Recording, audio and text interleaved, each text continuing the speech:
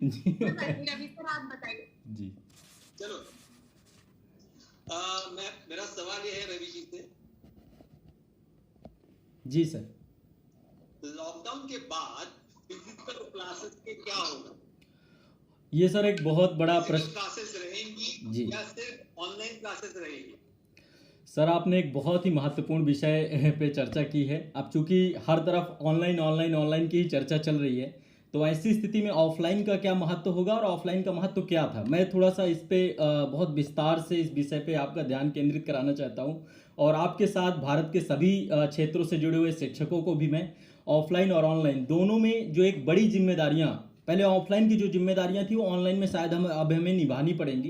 क्योंकि ये बात तो सत्य है कि ऑनलाइन एजुकेशन समसामयिक जो समय चल रहा है, अभी वर्तमान में जो परिस्थितियां हैं, इन परिस्थितियों में मेन स्ट्रीम में आ चुका है।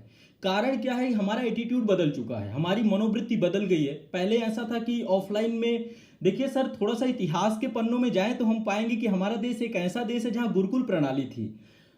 छात्र को उपनयन संस्कार कराने के बाद सीधा घर भेज दिया जाता था, ऋषि आश्रम में भेज दिया जाता था और घर से दूर रहता था, गृह त्यागी रहता था। बिल्कुल। माता पिता से 12 से 13 साल बाद छात्र पूरी शिक्षा लेकर के वापस लौटता था। तो उस पद्धति का देश रहा है ये। लेकिन धीरे धीरे कालांतर में अब कंडीशन क्या हो गई, बच्चा 6 से 7 घंटे के लिए अपने पिताजी से घर से दूर जाता है, स्कूलों में जाता है, कई बार हम जो है आगे चल के हॉस्टल्स में भेज देते हैं।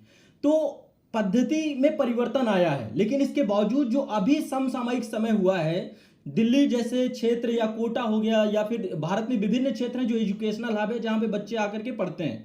और एक चीज और ध्यान में रखना पड़ेगा, कॉम्पिटिटिव एग्जाम तो एक जगह है, लेकिन इसके साथ साथ हमारे एकेडमिक एग्जाम बहुत सारे हैं। चाहे वो आईआईटी की बात हो, चाहे वो बीटेक की बात हो, चाहे वो बहुत सारे प्रोफेशनल कोर्सेज हों, जिनके लिए इंस्टीट्यूशंस जो हैं हर जगह स्थापित हैं अलग अलग। अब दिल्ली में आईआईटी, भारत में आईआईटी की बात करें तो कितने हैं, 12-13 आईआईटी हैं, जिनमें से जो है छात्र को जाना पड़ेगा, वहां पढ़ना ही पड़ेगा, उसकी घर पे नहीं करा सकते। कारण रीजन क्या है कि घर पे वो सेटअप डेवलप नहीं हो सकता है आमतौर पे। तो एक बहुत महत्वपूर्ण विषय वस्तु के बारे में मैं आपका ध्यान आकर्षित कराता हूं। ऑनलाइन एजुकेशन एक अल्टरनेटिव है, एक वैकल्पिक व्यवस्था है, ना कि ऑनलाइन एजुकेशन अपने आप में एक रिप्लेसमेंट है। ऑफलाइन का रिप्लेसमेंट नहीं है, ये एक वैकल्पिक व्यवस्था है। ये चीज हमें बिल्कुल दिमाग में बैठाना पड़ेगा।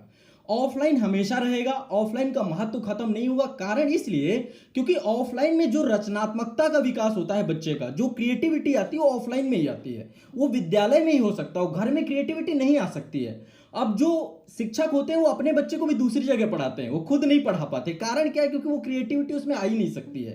तो एक गुरु का सानिध्य बहुत महत्वपूर्ण होता है, बिना गुरु के कुछ नहीं हो सकता है। तो जो समसामयिक परिस्थितियां हैं, उन्होंने बहुत सारी चीजों को परिवर्तित करने का प्रयास किया है। और अब मैं आपको सच बताऊं, इस समय हम लोग देखें तो बार बार बहुत सारे प्रश्न भी निकल के आ रहे हैं, बहुत सारे मुद्दे भी निकल के आ रहे हैं, बच्चे अवसादग्रस्त हो रहे हैं। ऑनलाइन एजुकेशन के बहुत सारे डिमेरिट्स भी हैं। यदि इसके मेरिट्स हैं, मान लीजिए सबसे बड़ा जो इसका प्लस पॉइंट है ऑनलाइन एजुकेशन का, वो ये है कि शिक्षा का विकेंद्रीकरण हो गया, शिक्षा सब तक पहुंच गई। और दूसरी सबसे बड़ी चीज इसमें यह हो गई कि बहुत ही कम पैसे में, मतलब कि जो एक गांव का गरीब बच्चा भी जिस एजुकेशन के लिए शहर नहीं जा सकता था, जो एक किसी भी शिक्षक से पढ़ने के लिए उसको अच्छी खासी मोटी रकम, दिल्ली जैसे मुखर्जी नगर में आईएएस पीसीएस की तैयारी के लिए लाखों रुपए लगाने पड़ते थे, और उसके लिए वहां पर रेंट में रहना और बहुत बड़ी समस्या है। पिताजी 12% के कर्ज में लेकर पैसे देते थे। उन समस्याओं का समाधान तो हो चुका है, ये बात तो सत्य है, ऑनलाइन एजुकेशन ने ये काम तो कर दिया है, गुणवत्ता युक्त तो शिक्षा पहुंचने लगे। लेकिन इसके बहुत सारे डीमेरिट्स हैं। सबसे पहले डीमेरिट सर ये है कि बच्चे को सिर्फ पढ़ाई भर की बात नहीं होती, पढ़ाई भर उसकी एक मेन समस्या नहीं है। पढ़ाई के अलावा एक सबसे बड़ी समस्या है कि पढ़ाई में मन कैसे लगे। वो जो अवसादग्रस्त हो जाता है, वो तनावग्रस्त हो जाता है। इसके अलावा उसकी जो क्रिएटिविटी धीरे धीरे खत्म होती है। इन सभी विषयों को भी हमें उतना ही ध्यान में रखना पड़ेगा जितना हम शिक्षा को ध्यान में रख रहे हैं। हम महज किताबी कीड़ा बनाकर बच्चे को नहीं रख सकते हैं। तो हमें लैब्स चाहिए होंगी, वो घरों में विकसित नहीं हो सकती हैं। हमें रचनात्मकता चाहिए होगी। तो प्रासंगिकता कभी खत्म नहीं होगी ऑफलाइन की। जैसे ही परिस्थितियां बदलेंगी, ऑफलाइन को नए मानकों के साथ हमें फिर से इस्टेब्लिश करना पड़ेगा, फिर से उसी तरीके से मुख्य धारा में जुड़ना पड़ेगा। लेकिन हाँ, सभी ऑफलाइन संस्थानों को यह आवश्यक हो जाएगा कि वो एक अल्टरनेटिव, एक वैकल्पिक व्यवस्था ऑनलाइन की लेकर के चलें जब कभी ऐसी समस्याएं आए। तो ये हमें जरूर महत्व में ध्यान में रखना पड़ेगा। जी सर। क्या बात है जी। वाकई आपका नाम रवि प्रकाश बराबर रखा है, आपने जो प्रकाश डाला है जी सर, धन्यवाद। एजुकेशन पे। धन्यवाद। नहीं, बिल्कुल मेरे हिसाब से भी दोनों होने चाहिए, जी सर। हर एक का एक अलग महत्व है जी बिल्कुल। और अलग मजा भी है। जी सर, बिल्कुल बिल्कुल। जो बच्चे अगर ऑनलाइन नहीं पढ़ पा रहे हैं किसी कारणवश, जी जी। तो वो ऑफलाइन कभी भी पढ़ ही सकते हैं। कभी नहीं पढ़ सकते सर। एक चीज़ और यहाँ पे, एक चीज़ बहुत ज़रूरी हो जाएगा, ऑनलाइन एजुकेशन सिर्फ उन छात्रों के लिए जो बहुत गंभीर हैं, जो बहुत डेडिकेटेड है ना, या फिर जो ऑफलाइन से नहीं जुड़ सकते। बहुत सारे लोग आज के समय में ऐसे हैं कि जो कहीं ना कहीं पे काम भी कर रहे हैं और साथ साथ पढ़ना भी चाहते हैं। तो बहुत डेडिकेशन वाले जो छात्र होंगे, गंभीर छात्र होंगे, वही ऑनलाइन एजुकेशन में सक्सेस हो पाएंगे। आज के समय पे एक रेशियो देखेंगे तो ऑनलाइन एजुकेशन एक व्यापारीकरण बन के भी उभरा है, एक बिजनेस बन चुका है। यहाँ पे शिक्षक का ध्यान छात्र का हित छोड़ करके ज्यादा से ज्यादा संख्या में उनकी वृद्धि करना हो गया है। छात्र का भविष्य क्या होगा उससे स्टूडेंट का दिमाग हट चुका है। उनको यह लग गया एक बार इंफ्रास्ट्रक्चर डेवलप हो गया, एक बार कोर्स बन गया, एक बार कंटेंट बन गया, चलो अब सेल आउट करते हैं।